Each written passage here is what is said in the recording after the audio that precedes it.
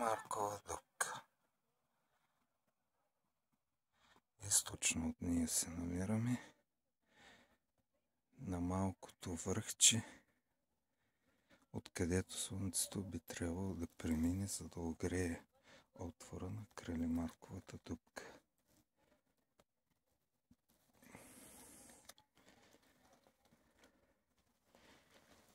И добре заравнена площадка. Вероятно е била използвана за ритуални цели. В близост до нея има и други скалички, които тичат.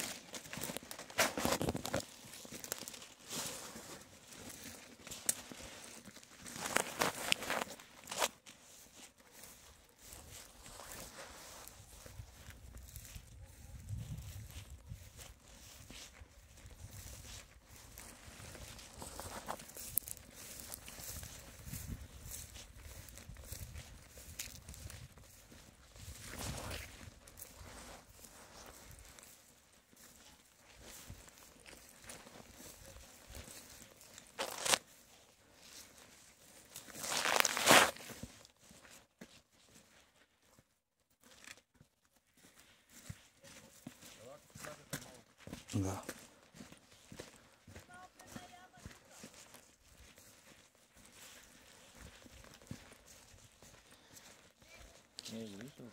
О, да, много характерен. Много характерен ритуален канал. Срещнали сме го по Биклиптаж. Край Велинград също го имаше.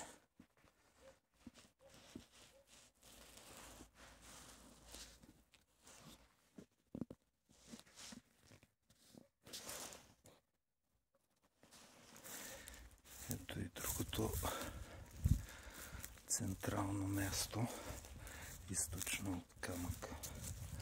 Кралимарковата дупка. Имаме също изсичания, които са по посока на камъка.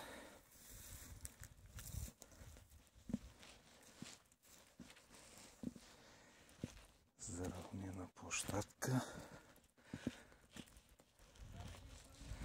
с няколко ритуални ямки.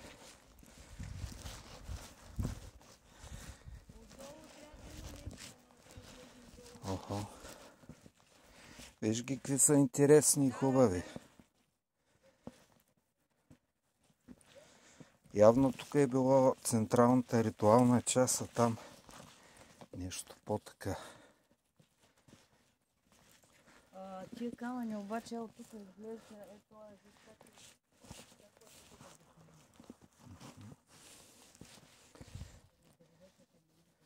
Тук също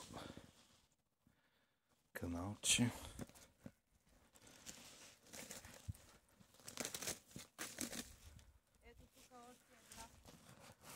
Множество ритуални ямки на самия връх. Камъка е тук, къде се намира. Интересно е, че всички къщи наоколо са направени от квадри, което може би значи, че имало някакво светилище и оттам са ги взели след това.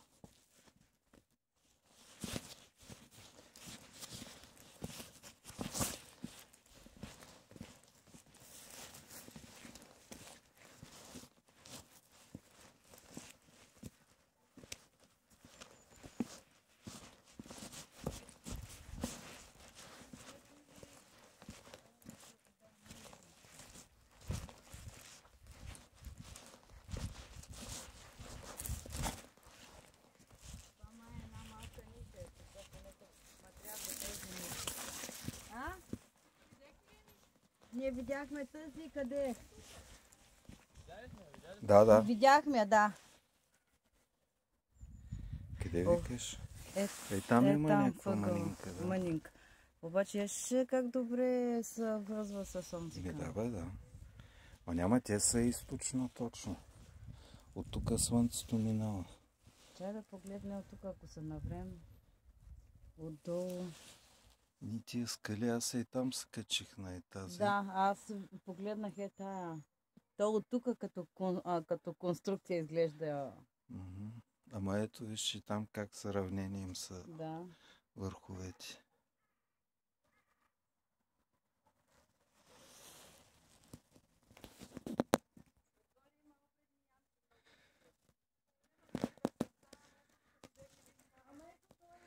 Това съвременно ли е тая розетка направено?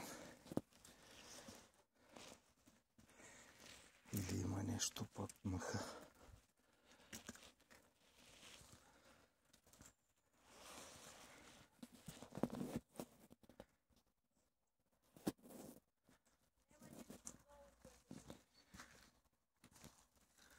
Интересно камъче, обаче освен един профил не се вижда нещо друго изделкано.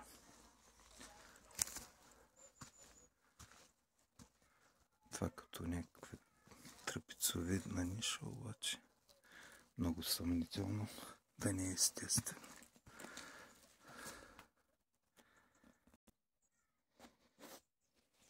Няколко скални ниши.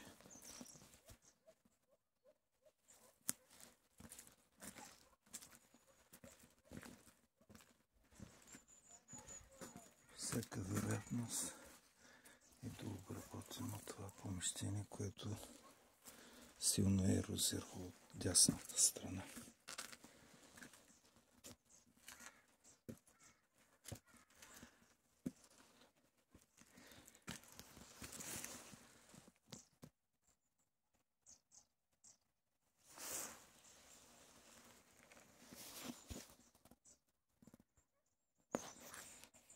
Сега продължаваме към самия обект Крали Маркова дупка или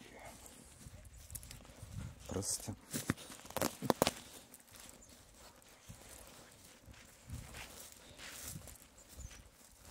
С множество ниши по него от източната част, което говори, че това сакрално място е било използвано като за посрещането на изгрева и не случайно хората го свързват с зачеването, защото източната страна Слънцето е свързано с идея за бъдещето, идея за поколенията. Дясната част е една характерна дообработена скала, наподобяваща куче, обърната на север.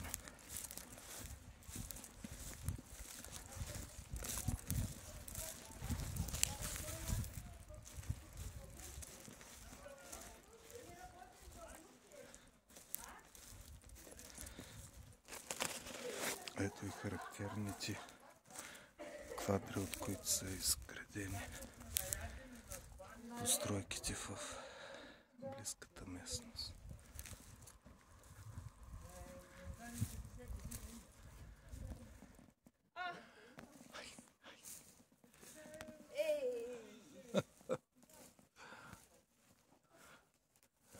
Внимателно с зачеванията така.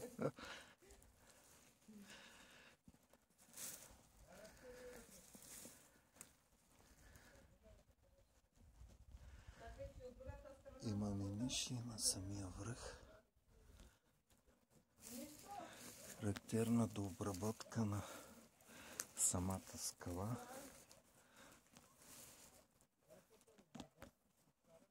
За да може да не са мокрят скалните ниши, но това малко е недовършено сякаш. В източните Родопи е много по-перфектно направено. А тук също една ритуална площадка и хората даже слагат червени и бели конци. Това е лотар на който слагаш и си пожелаваш нещо. И това е предимно за семейства, които искат да имат деца. Аз си пожелавам внуци.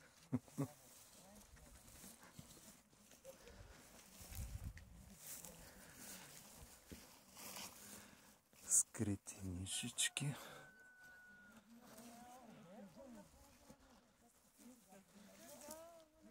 И твърде ниско разположени други ниши. Нахвърлянето на тия камъни пак може да е свързано с някакви наричания. Характерна ниша, която вероятно е била дообработена и станала като едно огледало, а вътре виждаме един профил с две очи.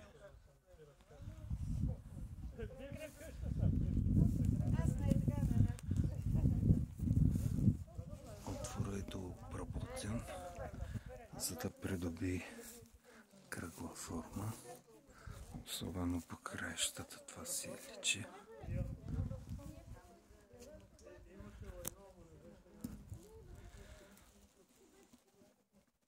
С характерен канал.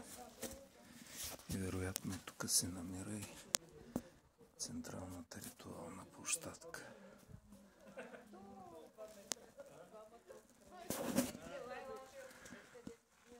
Малки изкуствени отворчета.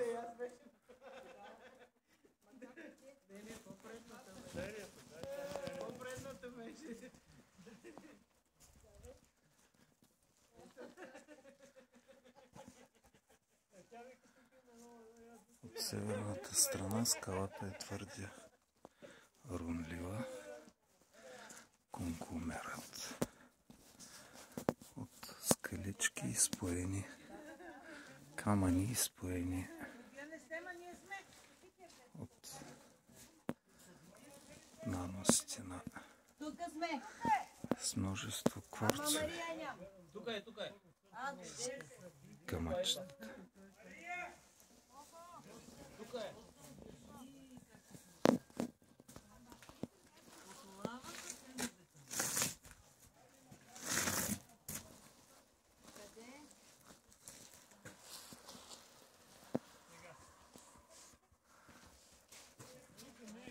Една триъгълна нишичка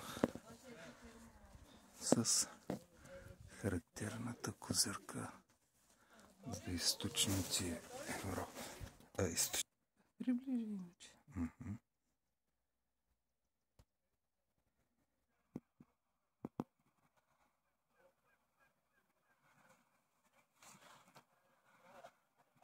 Фигурата на куче стана на човек с ramена добре оформени, вдлъбнати до него някаква ритуална част над самия отвор и заравняване на горната част. Тук нещо като голямо око даже се появи.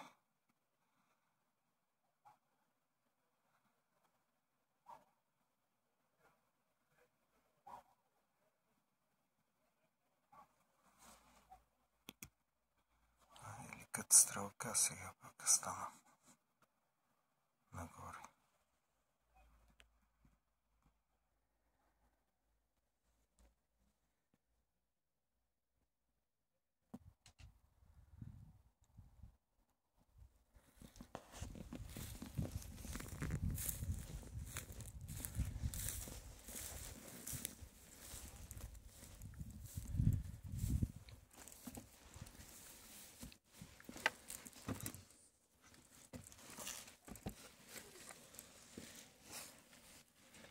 Характерния олей.